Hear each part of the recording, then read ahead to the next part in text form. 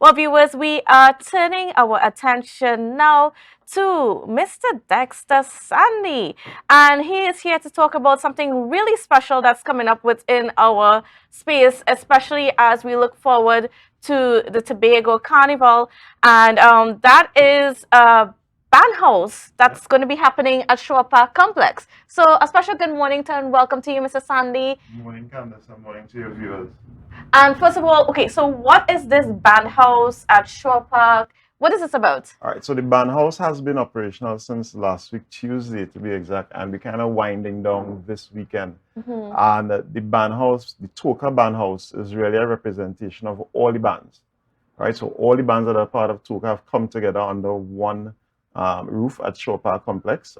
Shore Park Complex has been able to accommodate us, and we've set up a forum there where persons can come in, they can see the costumes, feel the costumes, make a choice, purchase, right? Bands have costumes on discount, so you could really come in and get a deal. You could decide to play Juve with one band and play Mass with another band, and then you choose your night Mass band. So all those things, all those bands are set up there as an environment for persons to come in and choose. And how has that been going so far? It has been good. We're really calling on Tobago. You know, this morning I'm here to make sure that you participate over the next 2 days, today and tomorrow, because we have some super deals, right? So it's in your interest. Tell a friend, come down to Shore Park. We're open from 11 o'clock today until 6 p.m. And tomorrow we're starting off just at the same 11, and we're going until stocks last, right? So, how many bands are a part of T.O.C.A? As it is right now, T.O.C.A has about 22 bands under its umbrella, right? Juve and Pretty Mass? Yep. Yes. And I mean, it was voluntary. So the band leaders would have really seen the value in coming together as a team. And we teamed up and we spoke with the Tobago House of Assembly. We shared our views. We would have spoken with the ACP, Collis Hazel. We'd have shared our views there in terms of what we're looking for on the road. And pretty much we are part of the planning process because we do have a collective voice, right? And the Bandhouse is another representation of our collective voice. I mean, on the screen here, you would see videos and images of the costumes that are available at Shore Park. So it's ready for everybody just to come down to Shore Park today. Today also, we will have the ability to sell online. So, you know, persons who may be at work and they say, I can't get time to run away from work, welcometobago.com will be facilitating the sale of costumes from today. So you can log on that portal today and tomorrow and catch those deals. Yeah. Great. Now, what's going to be, okay, just tell me about the formation of T.O.C.A and why you guys felt a need to come together in such a cohesive manner. Yeah. So last year, the bands would have experienced the first carnival. Yes. And everybody had their own thoughts and conversations around what the carnival should look like, what it should feel like.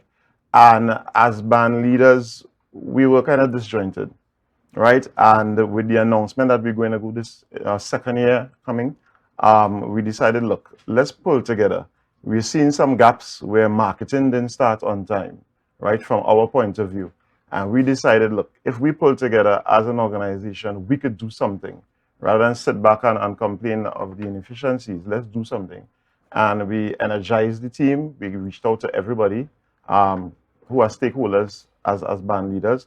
And they came on board because they realized that this was a positive move and it should really benefit all of us. So it's really the band leaders coming together, the band leaders of October itself, coming together and forming this group. And then what's the vision going forward? Because, I mean, we're second year into the Tobago Carnival. And, I mean, Tobago Carnival is still figuring out its identity and all of that. So what are your views as T.O.C.A going forward for Tobago Carnival? So you would see some differences this year. Last year, there was Juve in Crown Point. Last year, the route was planned a particular way. This year, there's a shift where they have centralized everything in Scarborough. The routes now, as proposed, should be going in the opposite direction that we took last year. And this is part and parcel of a product now forming, right? There's no perfect way as yet. So we tested last year. They're now testing this year. T.O.C.A is on board with this test. And let's see where that takes place this year so we could plan next year. Definitely, T.O.C.A as an organization, we have already promised to do a post-assessment and submit a document to the Tobago House of Assembly from our point of view as to what would have gone well this year and where we see things could improve. So definitely we'll submit that document and let's see if our recommendations are taken. Yeah. So, and then tell me about that stakeholder engagement as well, because this was something that's been boasted about from the division side. But of course, it might be different on your side. But so tell me a little bit about that. And are you satisfied? You satisfied with the stakeholder engagement that you've experienced so far into making Tobago Carnival what it can be? So the stakeholder engagement, the entire carnival started off late. Yes. The entire push, I would say, for the carnival started off late. But the stakeholder engagement has really been consistent since we've started. So, I mean, I must commend ACP Hazel. He has met with us at least 3 times. And we're actually meeting again today at Shore Park for 10 o'clock. Not just us, but other stakeholders to make sure we're all on the same page, right? The Secretary for Tourism, Councillor Boris, she would have met with us, right? Heard our concerns, and through her division, try to put things in place to facilitate us. So they have engaged us. We have also engaged our band leaders community to make sure everybody understands what it is we're aiming to do. So for example, last year, it was described as a truck fest. There were a lot of music trucks on the road, which kind of outnumbered bands. So we as an organization said, look, bands, we need to really look at the numbers. Do we need 20 trucks on the road? If a band consists, if you register a band and in terms of your masqueraders, you only were able to attract 20, are you really a band, right? You should really represent a section of a band. So here's what we're going to do. You're still going to remain with your identity as a band, but you're going to now team up or cluster with another band. So that behind a music truck, we may have 3 or 4 bands that will make up an absolute number of probably 400 or 500 masqueraders. And that will look much better than having multiple music trucks to small segments, right? So T.O.C.A was able to accomplish that, and the band leaders are fully in support of it. And those are some of the things that came out of the engagement, our internal stakeholder engagement, as well as I said, the ones with ACP, Hazel, and the Secretary. Certainly. And there are some people that are saying that the hype for Carnival is missing for Tobago Carnival. So the second year, last year had a bigger hype. What is your opinion where this is concerned? When it comes to hype, I think culturally, Tobago, we come in last minute. The fever, we don't catch the fever until the week of, right? Or a few days before an event. And it's something that it sometimes works against us. But we really need to acknowledge that the carnival is here from a very early stage and jump on board. Bands would have launched from as early as June 18th, right? And they had costumes available for sale. But did they attract buyers between June, July, probably early August? Not really, because we like to hold back and we procrastinate a bit. So it's really for Tobagonians to kind of just let us change. Things launch early, let's jump on board early. You usually get the early bird specials. Yeah, you get the advantage of price reductions at that stage. Jump on board early. In anything that we do, any product that is out there, we really need to take advantage of it from an early stage, and then that helps to create the vibe and build the momentum. Yeah, and it will only lead to a great festival. And what about attracting people from Trinidad? Are the bands being able to pull their supporters? So individual bands would have done social media marketing, sponsored posts and things like that. Some would have done pop-up shops at various spaces in Trinidad. Up to last weekend, the Tobago House of Assembly, they would have led an initiative for 3 days in Trinidad, marketing Tobago Carnival. So yes, we would have done those things actively in Trinidad. We would also have reps. Bands actually have reps in Trinidad now, going around to different interest groups and marketing. And some of us would have at least partnered with particular entertainment groups, persons who throw popular parties in Trinidad, to get them to team up and bring some of their members to Tobago. So that has worked pretty okay. I know we as T.O.C.A, we would have reached out to the Caribbean Airlines for some level of support, because as we build the interest in Trinidad, we needed to get confirmed seats to come to Tobago, right? And Caribbean Airlines has supported us to an extent. We were able to facilitate some masqueraders. I mean, right now there are more asking to come.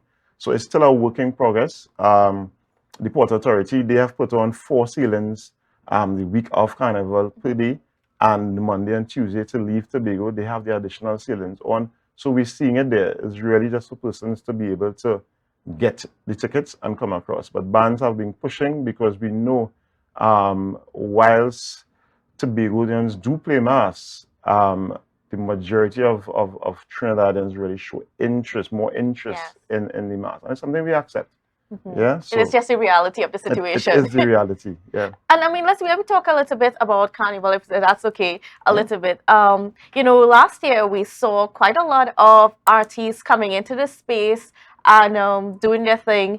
And this year, there seems to be a little bit of a difference. Is that a deliberate shift, or what's going on with the change in terms of the events, the fetes, the all-inclusive leading up to Carnival? I think last year we had a lot more promoters jumping into events because it was the first Carnival. It was right coming out of COVID and things like that. This year, the promoters, from what I observe, they're a little more cautious. So not as many of them have come out to do events, but there are key events. I saw that they posted a calendar of events. Yes. Which comprises of, I think it's like 15 to 18 events, which is the week before Carnival and the week before that. Even right up to our last lap, I see advertising at Pigeon Point. But it's just less than last year in an absolute number. But we do have the popular ones. I saw Bougie, I saw Hush, I saw Vibes with Voices returning. So there are some events that are happening. I mean, for this weekend, there's Rebel Road. The Excellent Dynasty crew, they come out with that major event this weekend. So there are things that will help to build the vibe and lead up to Carnival, but not as many as last year. You know? And then, you know, comparing the way how this year is unfolding as opposed to last year, what do you think the identity of Carnival is? How is that taking shape based on just the changes and, you know, the alterations so far? The identity of the Carnival, it really speaks to the elements that are able to come out during the Carnival, and all the interest groups need to really push to make sure that their product in whatever shape or form is the best. So we have the pan people coming out on Friday. I know they're trying, Brian and his team, they're trying their hardest to shape a particular product for that Friday that will appeal to pan lovers, right? They've tried to include bands from Trinidad to come across in their numbers and participate. The Juve bands, for example, Mud, they have formed the Mud Festival, right? Festival of Mud, and that happens after Juve. So it's really a unique product to encourage persons to come and immerse themselves in the mud. And all these things that happen help to build and shape what is Tobago Carnival, right? I mean, the Pretty Mass will come on the day on Sunday. The Night Mass will happen on Saturday night. Even on the Sunday, I know the division has announced they have a special route for the traditional bands, and they're really doing something special for the traditional bands. So I know that would be a spectacle to see. Mass will be available on the route from as early as 9 a.m., right? So we'd encourage persons to come out very early, not just look for the beads and feathers, but really look for the jab, the Moko Jumbies, the fire breathers, all those that participate in the traditional mass. And the Tobago cultural part of it. Correct. Yeah. And I mean, at the end of it on Sunday, there's also the Sunfest after party. That's really geared for masqueraders to go and really cool down. You're not ready to go home. You still want to chip, you still have a little life in you. Right? And that Sunfest after party takes place at Shore Park. So really and truly from Friday evening to Sunday night, the shaping of Tobago Carnival really happens. And once we all come out and participate, I really think it will be something to be spoken of, and it could compete with a Miami Carnival. Certainly. I'm certainly excited about, you know, just the broadcast for it and stuff, but that's just on my end. Yeah. But I mean, we're coming back down to the Pretty Mass. I mean, how do you feel about the quality of the mass that's being presented this year? So the quality this year definitely has gone to a different level, I would say. Last year, a lot of bands came out. Some did Monday Wear options. some did scale down costumes because we weren't too certain in terms of the ability for the Tobago masquerader in terms of their spend. And this year, what we try to do is improve on the quality, but still keep the spend affordable. So you have a wide range of costumes. There are costumes you could get right now at the Bandhouse for as low as $1,200, and you could get costumes for about $4,000.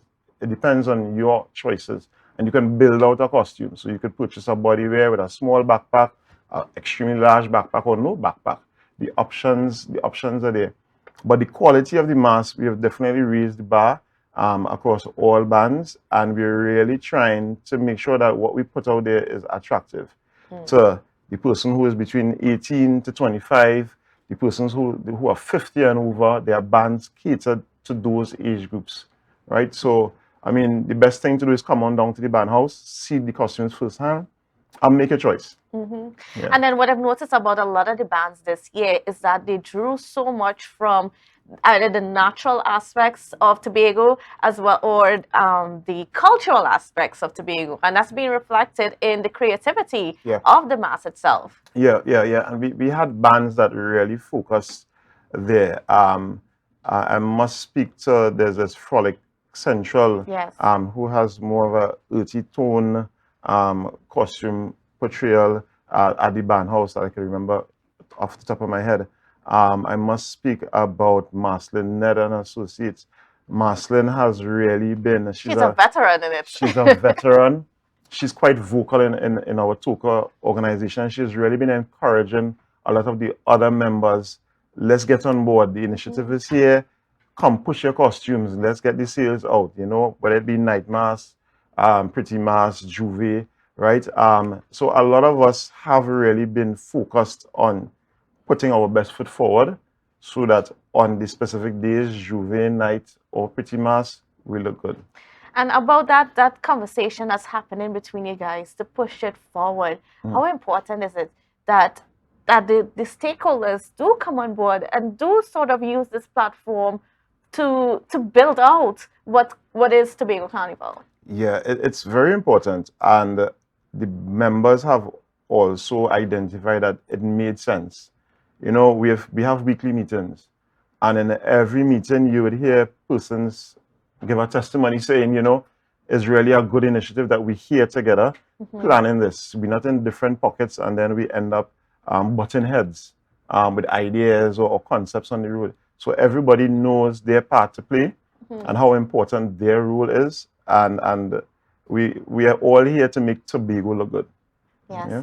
And then certainly, and what's wonderful about this whole initiative is that it is sort of a it's not just a combative thing against the T.H.A, but you're sort of creating your space within your product within the space. Yeah, and that was our main focus.